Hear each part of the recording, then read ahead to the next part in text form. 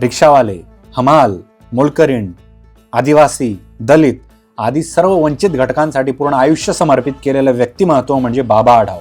त्यांचं नुकतंच निधन झालंय. त्यांनी केलेल्या उत्तुंग कार्याचा थोडक्यात आढावा घेऊ. ते स्वतः डॉक्टर होते. नानापेठ पुणे इथं त्यांचा दवाखाना होता आणि ती व्यापारी पेठ असल्यामुळे तिथं प्रामुख्याने हमाल वगैरे लोक जास्त होते. हळूहळू त्यांना हमाल लोकांची दयनीय आर्थिक आणि सामाजिक परिस्थिती समजत गेली.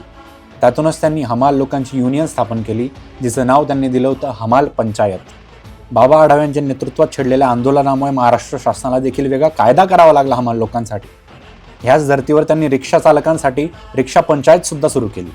गरिबांना स्वस्त दरात हक्काची भाकर तरी मिळावी म्हणून त्यांनी कष्टाची भाकरी हा 1 रुपयात जेवण देण्याचा उपक्रमही सुरू केला.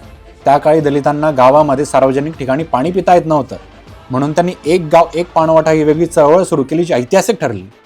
संयुक्त महाराष्ट्राचा लढा म्हणू नका, गोवा मुक्ती संग्राम, देवदासी प्रथेच्या विरुद्ध आवाज उठवणे, धरणामुळे ज्या शेतकऱ्यांच्या जमिनी गेल्या त्यांच्यासाठी, अशा कित्येक चळवळींमध्ये बाबा आढाव यांनी काम केलंय.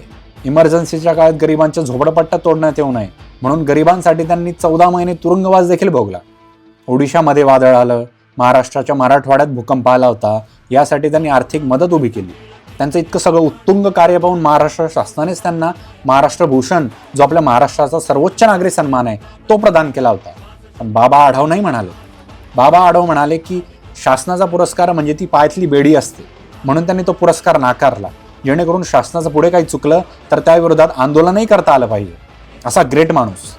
श्रमांना प्रतिष्ठा नसणारा आपल्या समाजात श्रमप्रतिष्ठेची संस्कृती रुजवण्यासाठी ज्या माणसांनी काम केलं, अशा बाबा आढाव यांना विनम्र आदरांजली.